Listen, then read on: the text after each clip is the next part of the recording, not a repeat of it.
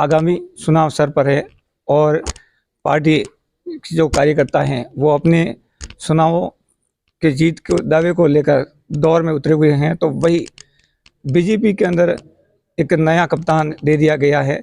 अब उसको लेकर आगामी चुनाव को कितना आगे बढ़ाया जाएगा, उसी को लेकर हम आज कहते हैं कि अवैध किला है वो बाली विधानसभा है। करीबन आप 4 साल से 4 बार के 5 बार और अब 6ठी बार होगा। 6ठी बार अब जो चुनाव आने जा रहा है, जो लगभग जीते ही मानी जा रही है। ऐसे में आगामी चुनाव आप कैसे देखते हैं? तो वर्तमान में, क्योंकि अब सोशल मीडिया का जमाना था और पहले अलग था, तो वो कैसे देखते हैं आप? पूरे राजस्थान में कांग्रेस की सरकार से आम आदमी त्रस्त है। खास तौर पर मतलब जो जिस तरीके से जो बेरोजगारी बढ़ी है और जो पढ़े लिखे लड़के जो आज उनको रोजगार नहीं मिल रहा है, और आए दिन मतलब सरकार मतलब नौकरी देने की मतलब आश्वासन देने के बाद जो भी परीक्षा मतलब होती है उसमें लगभग सब पेपर लीक हो जाते हैं और वो जितने भी एग्जाम है इसको पोस्टपोन कर लेते हैं। ऐसे कई मैटर है जिसके एग्जाम भी हो गए मतलब, और वो अभी हाई कोर्ट में मतलब पेंडिंग मैटर्स चल रहे हैं। धरातल पे मतलब लोगों को मतलब नौकरी मिल नहीं रही है। और राजस्थान में इस 4 साढ़े 4 साल में कांग्रेस ने ऐसे कोई काम नहीं किया जब बेरोजगारों को मतलब रोजगार मिले। जहाँ तक कानून व्यवस्था की बात करें हम, तो राजस्थान एक बहुत ही शांति प्रिय प्रदेश था, जहाँ कानून व्यवस्था के नाम से मतलब ये प्रदेश मतलब हमेशा न्याय प्रिय था। पिछले 4 साढ़े 4 साल में राजस्थान में इतनी मतलब हत्या हुई है, इतनी लूट हुई है, इतनी डकैती हुई है, इतने अपहरण हुए हैं, इतने बलात्कार हुए हैं, अनुसूचित जाति जनजाति के ऊपर जो अपराध हुए, तुलना करें हुकुम की राजस्थान ने रिकॉर्ड तोड़ दिया है। 4.5 साल तक तो सरकार ने कुछ किया नहीं। अब जब लगा इनको कि इलेक्शन मतलब बिल्कुल नजदीक आए, अभी सरकार पिछले महीने भर से हरकत में आकर ऐसे जितने भी क्रिमिनल थे इनकी धरपकड़ करके अभी इनको इनके खिलाफ में कार्रवाई कर रही है। पाली में अशोक गहलोत ने वो दिया है जो पहले कभी नहीं दिया था, क्योंकि एक भी सीट यहाँ से वो ले नहीं पाए हैं। तो जो ये घोषणाएं हुई है, क्या उनका इस चुनाव में असर पड़ेगा या कोई असर पड़ने वाला नहीं है? जहाँ तक मैं समझता हूँ पूरे राजस्थान में जो मतलब पाली जिले को हमेशा इन्होंने निगलेक्ट किया है।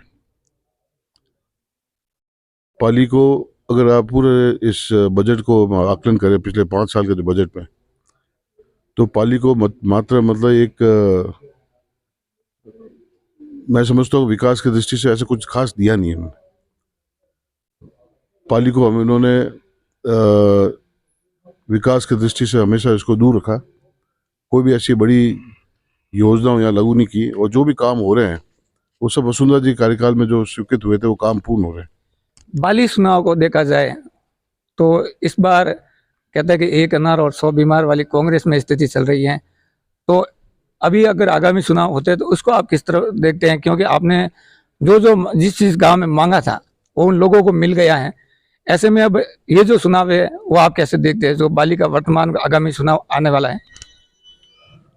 आगामी चुनाव जो बाली विधानसभा में जो आ रहा है, मैं जहाँ तक समझता हूँ कि मैं पिछले जब से हम विपक्ष पे आए, सरकार हमारी बनी नहीं, कांग्रेस ने कुछ मात्र 1-2 सीट ज्यादा होने के कारण मतलब वो उन्होंने सरकार बना दी। निर्दलीयों के और बीएसपी के सपोर्ट से उन्होंने सरकार बना दी। जनता ने तो उनको स्पष्ट बहुमत दिया नहीं, पर निर्दलीय और मतलब अपने बीएसपी के जो विधायक थे उन्होंने समर्थन करके सरकार बना दी, और जो 4.5 साल तक ये सरकार चली। जहाँ तक मैं समझता हूँ कि पूरे पूरे बाली विधानसभा में कांग्रेस के जितने भी नेता थे इन्होंने जनता के बीच में रही नहीं। महामारी के दौर पर जो कोरोना जो था, जब भी मैं बीजेपी कार्यकर्ता ने मतलब हर गरीब को संभाला, गांव ढाणी में गरीब को संभालने का काम किया। उनके दवाई से लेके राशन से लेके उनके जो भी मतलब समस्या थी उसके समाधान करने में बीजेपी कार्यकर्ता बढ़ चढ़ के काम किया। जनता के बीच में रहे, सुख दुख पे साथ रहे, किसी की भी आवश्यकता थी तो वहाँ बीजेपी कार्यकर्ता खड़े रहे। कांग्रेस का कार्यकर्ता लापता रहा और उनके नेता तो बिल्कुल आए ही नहीं। और 4 साल तक इन्होंने मतलब फील्ड में आई नहीं, जनता के बीच में सुख दुख में कभी खड़े नहीं रहे। सरकार इनकी थी, ये चाहते तो यहाँ से आम आदमी की जो उम्मीद थी उनकी उम्मीद पर खरा उतरते। ऐसी कोई जो हमारी लंबित मांगे थी उनको वहाँ सरकार तक अपनी बात पहुँचा के वो बाली की विधानसभा के लिए वो कुछ काम करते। पर इनके यहाँ के कोई भी कार्यकर्ता या नेता मतलब उन्होंने बाली के ध्यान दिया नहीं, और कभी भी जयपुर जाके इस क्षेत्र के विकास के लिए कभी उन्होंने देखा नहीं। तो मैं जहाँ तक समझता हूँ कि भारतीय जनता पार्टी वापस आएगी यहाँ। भारतीय जनता पार्टी के कार्यकर्ता आज भी सक्रिय है, मेहनती है, और ठेठ बूथ और ठेठ प्रत्येक बूथ पर मतलब हमारे जो केंद्र जो प्रदेश का संगठन और प्रदेश संगठन है, हमने बूथ कमेटियाँ फॉर्म कर ली है। और बूथ कमेटी साथ साथ अभी हम आने वाले 10 अप्रैल तक पन्ना प्रमुख भी हम फॉर्म करेंगे। संगठित रूप से हम बहुत मजबूत है और हमारी बात हमने आम जनता तक हमने पहुंचाई है। सर, अब जाट शहर को जगह आपने ब्राह्मण शहरा कप्तान के रूप में बीजेपी ने उतारा है, तो कहीं जाट बाहुबली में थोड़ी मायूसी देखी, नाराजगी देखी जा रही है। क्या वो नाराजगी चुनाव आते आते समाप्त हो जाएगी? मैं समझता हूँ कि सतीश जी पूनिया का जो कार्यकाल 3.25 साल का अच्छा कार्यकाल रहा। इन्होंने जिस दिन से प्रदेश अध्यक्ष बने उस दिन से उन्होंने काफी दौरे किए, काफी प्रवास किए, और जहाँ मतलब विपक्ष की भूमिका में जहाँ हमारी आवश्यकता थी वो उन्होंने वहां जाके खड़े रहे। केंद्रीय नेतृत्व ने मतलब हमारे राष्ट्रीय अध्यक्ष और मतलब हमारे उन्होंने मतलब सीपी जोशी को बनाया है। मैं समझता हूँ ऐसी कोई नाराजगी नहीं है। कार्यकर्ता सब एक मिलकर साथ मिलकर इस कांग्रेस सरकार के विरोध में मतलब सब एक होकर मतलब इसको, ऐसी मुझे कोई नाराजगी दिखी नहीं। बाली को जिला बनाने की कवायद काफी समय से चल रही थी, लगभग राजस्थान में जो मांगे थी पूरी हो गई, बाली की जो मांग है वो पूरी हो नहीं पाई, तो इसको लेकर आप क्या कहेंगे?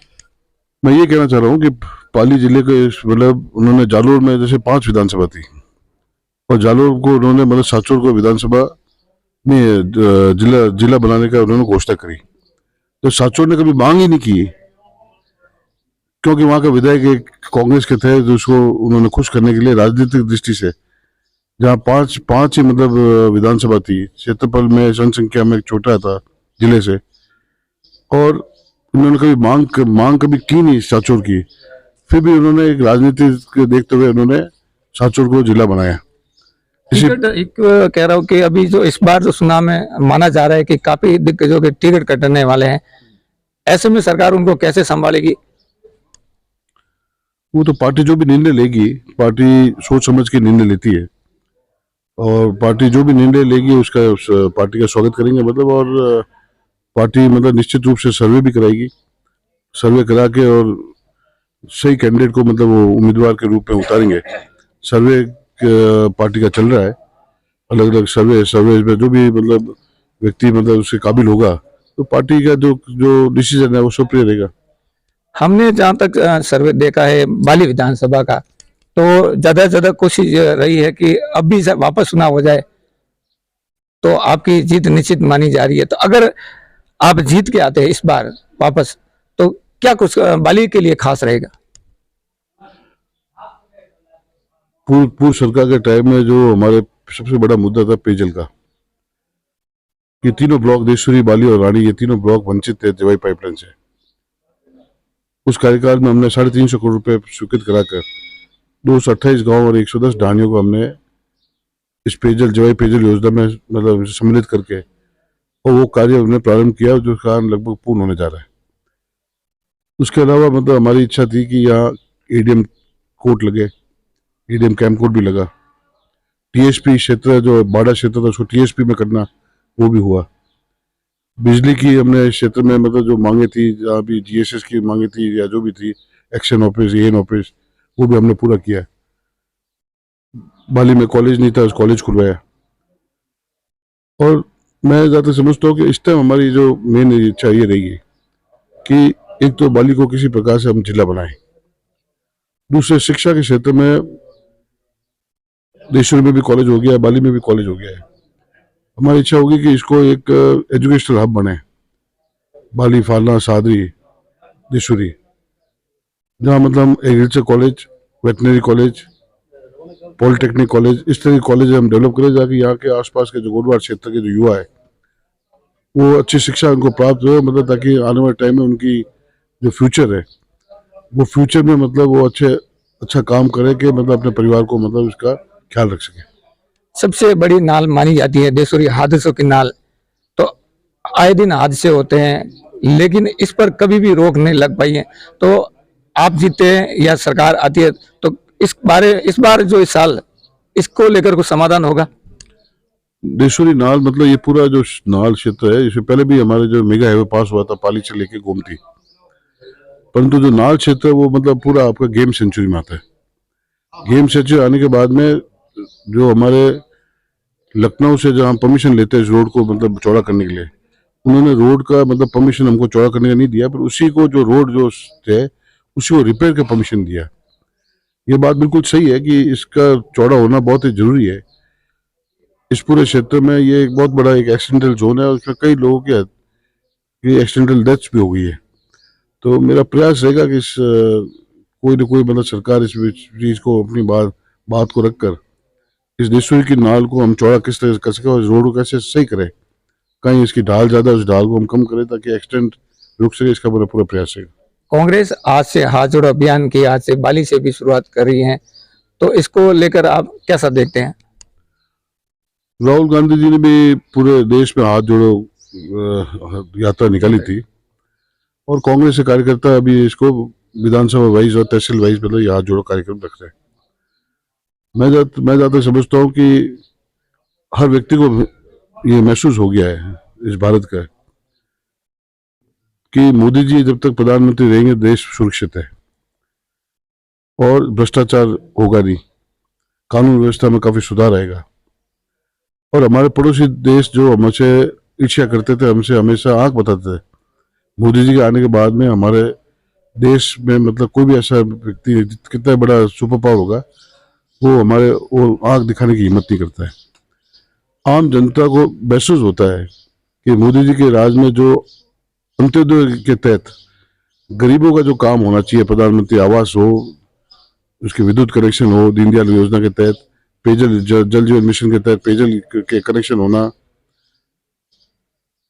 शौचालय बढ़ना, खाद्य सुरक्षा में सब गरीब को अनाज देना, इन विभिन्न चिकित्सा की सुविधा मिलनी, इन सब योजनाओं के तहत मतलब हर अंत्योदय मतलब जो गरीब व्यक्ति जो उम्मीद रखता है सरकार से उसकी भी सुनवाई हो रही है।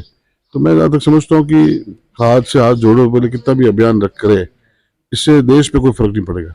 राहुल गांधी की सदस्यता एक टिप्पणी के कारण रद्द हो गई है, तो इसको लेकर आप कुछ कहना चाहेंगे? क्या सही था या गलत? न्यायालय ने उनको सजा दी। उनको अगर उनको लगता है कि न्यायालय ने उनके साथ गलत किया तो उनको अपील करनी चाहिए। अपील करके मतलब उसमें जो अपील करके अपनी जो सजा सुनाई है उसकी मतलब अपील करके उस पर स्थगन आदेश लाए। जनता का दरबार लगता है आपके यहाँ, आप जन सुनवाई में रहते हैं, बड़े कार्यक्रम से होते हैं लेकिन जनता के लिए हमेशा तत्पर रहते, तो आप खुद को कितना अच्छा महसूस करते हैं क्योंकि आप जनता के लिए इतना कुछ कर रहे हैं हर दिन हर पल? मुझे राजनीति में मैं सेवा के रूप में हमेशा राजनीति की है। जिन राजनीति में मेरा मकसद ही इस राजनीति में इसलिए है, मैं रहना इस राजनीति से चाहता हूँ कि मैं इस पद पर रहते हुए मैं आम गरीब की मैं कैसे सेवा कर सकूं। और मेरा फर्ज बनता है जब मैं पूरे दिन में मतलब जन सुनवाई करके या जो भी मैं जो बात सुन के लोगों जब काम करता हूँ तो मुझे बड़ी शांति और मुझे बड़ी अच्छा महसूस होता है। राजनीति को मैंने खाली राजनीति करने के लिए नहीं मैंने विधायक बनता हूँ। मेरा मकसद एक ही है कि मैं जनता की कैसे सेवा कर सकूँ, वही मेरा मकसद है। आपने हमारे चैनल के लिए इतना कीमती समय दिया, आपका बहुत बहुत धन्यवाद। और आगामी चुनाव में आप फिर से जीत के आए और जनता के लिए और अच्छा करें, उसके लिए आपको अग्रिम बधाई देते हैं।